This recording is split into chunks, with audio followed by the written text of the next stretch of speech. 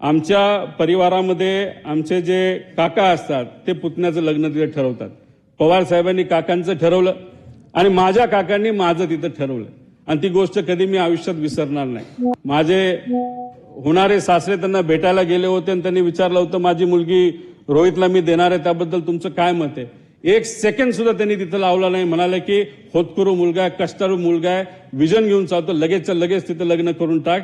आणि स्वतः आजारी असताना सुद्धा काका तिथं लग्नाला आले होते आणि तिथं आदर तिथ्य जर तुम्ही बघितलं तर त्यांच्याच मुलाचं लग्न आहे अशा पद्धतीने त्या दिवशी ते तिथं वावरत होते आणि त्या पद्धतीने त्यांनी तो आशीर्वाद तिथं मला दिला. अहो, जेव्हा पक्ष वेगळा झाला तेव्हा काही प्रमाणात दादांकडनं साहेबांबद्दल काही गोष्टी बोलल्या गेल्या असतील, आम्ही तिथं बोललो गेलो असेल. पण काही दिवसांपूर्वी जेव्हा काका आणि आम्ही सर्वजण बारामती हॉस्टेलला भेटलो होतो, आम्ही तिथं सातत्याने चर्चा करत होतो. गेल्या काही महिन्यांमध्ये दादांबरोबर फार जवळून काम करण्याची तिथं संधी मला मिळाली.